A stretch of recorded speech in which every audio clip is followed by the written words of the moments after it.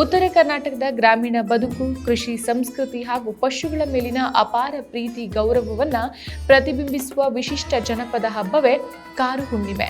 ಇದು ಕೇವಲ ಧಾರ್ಮಿಕ ಆಚರಣೆಯಲ್ಲ, ರೈತರ ಬದುಕು, ಪ್ರಕೃತಿಯೊಂದಿಗಿನ ಬಾಂಧವ್ಯ ಹಾಗೂ ಶ್ರಮಕ್ಕೆ ಕೃತಜ್ಞತೆ ಸಲ್ಲಿಸುವ ಸಂಸ್ಕೃತಿಯ ಪ್ರತೀಕವಾಗಿದೆ.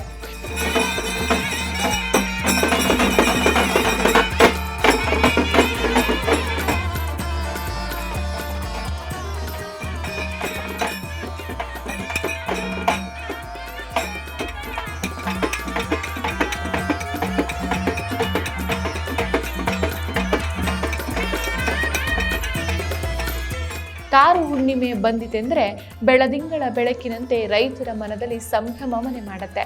ಬೇಸಿಗೆಯ ಕಡು ಬಿಸಿಲು ಮುಗಿದು ಮುಂಗಾರು ಆರಂಭವಾಗುವ ಹೊತ್ತಿಗೆ ರೈತ ತನ್ನ ಹೊಲವನ್ನ ಬಿತ್ತನೆಗೆ ಸಜ್ಜುಗೊಳಿಸೋಕೆ ಎತ್ತುಗಳ ಜೊತೆಗೆ ಹಗಲಿರುಳು ದುಡಿತಾನೆ.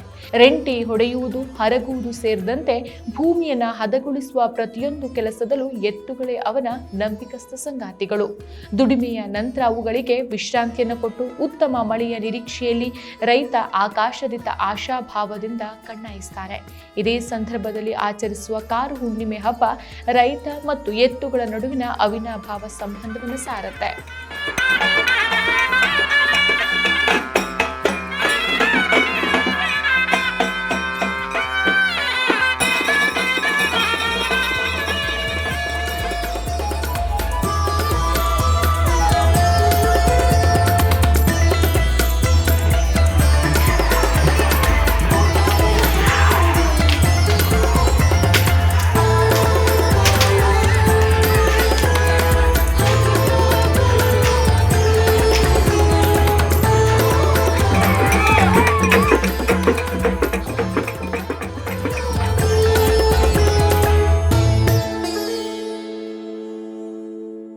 ಕರಿ ಕಟ್ಟುವ ಸಂಪ್ರದಾಯ. ಹಬ್ಬದ ಅಂಗವಾಗಿ ಮನೆಗಳಲ್ಲಿ ಹೋಳಿಗೆ, ಬದನೆಕಾಯಿ ಪಲ್ಯ, ಹಾಲು, ತುಪ್ಪ ಸೇರಿದಂತೆ ವಿವಿಧ ಸಾಂಪ್ರದಾಯಿಕ ತಿನಿಸುಗಳನ್ನು ತಯಾರಿಸಲಾಗುತ್ತವೆ.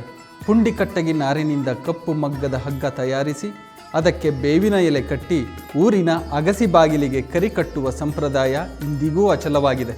ಮೆರವಣಿಗೆಯಲ್ಲಿ ಜನಪದ ವೈಭವ, ಬಾಜಾ ಭಜಂತ್ರಿ, ಹಲಗೆ ಸೇರಿದಂತೆ ಸಾಂಪ್ರದಾಯಿಕ ವಾದ್ಯಗಳ ನಾದದ ನಡುವೆ ಅಲಂಕೃತ ಎತ್ತುಗಳ ಮೆರವಣಿಗೆ ಗ್ರಾಮದೆಲ್ಲೆಡೆ ಸಂಚರಿಸಿತು.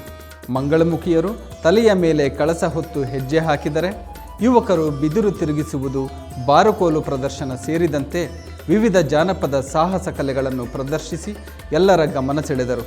ಮಹಿಳೆಯರು ಸಂಪ್ರದಾಯಬದ್ಧ ಉಡುಗೆಯಲ್ಲಿ ಪೂಜೆಯಲ್ಲಿ ಪಾಲ್ಗೊಂಡರೆ, ಮಕ್ಕಳು ಮತ್ತು ಯುವಕರು ಹಬ್ಬದ ಸಂಭ್ರಮದಲ್ಲಿ ಉತ್ಸಾಹದಿಂದ ಭಾಗವಹಿಸಿದರು. ಮೊದಲು ಪಶುಗಳಿಗೆ ನೈವೇದ್ಯ. ಮನೆಗೆ ಮರಳಿದ ಬಳಿಕ ಎತ್ತುಗಳಿಗೆ ಮತ್ತೊಮ್ಮೆ ಪೂಜೆ ಸಲ್ಲಿಸಿ ತೆಂಗಿನಕಾಯಿ ಒಡೆದು ಕೊಟ್ಟಿಗೆಯ ಬಾಗಿಲಿಗೆ ಕರಿ ಹಗ್ಗ ಕಟ್ಟಲಾಯಿತು. ನಂತರ ಎತ್ತುಗಳನ್ನು ಕೊಟ್ಟಿಗೆಯೊಳಗೆ ಪ್ರವೇಶ ಮಾಡಿಸಿ ಮನೆಯಲ್ಲಿ ತಯಾರಿಸಿದ ಹೋಳಿಗೆ ಸೇರಿದಂತೆ ವಿಶೇಷ ತಿನಿಸುಗಳನ್ನು ಎತ್ತುಗಳು ಹಾಗೂ ಇತರ ಸಾಕು ಪ್ರಾಣಿಗಳಿಗೆ ನೈವೇದ್ಯವಾಗಿ ಅರ್ಪಿಸಲಾಯಿತು.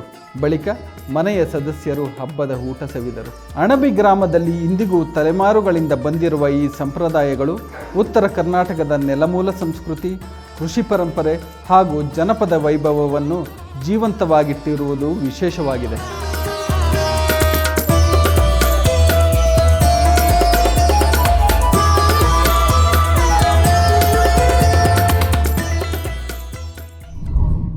ಮತ್ತಷ್ಟು ವಿಶೇಷ ವಿಡಿಯೋಗಳನ್ನು ನೋಡಲು ಮತ್ತು ಹೊಸ ವಿಡಿಯೋಗಳ ಬಗ್ಗೆ ತಿಳಿಯಲು ಈ ದಿನ .com ಯೂಟ್ಯೂಬ್ ಚಾನೆಲ್ ಸಬ್ಸ್ಕ್ರೈಬ್ ಮಾಡಿ ಮತ್ತು ಬೆಲ್ ಐಕಾನ್ ಕ್ಲಿಕ್ ಮಾಡಿ.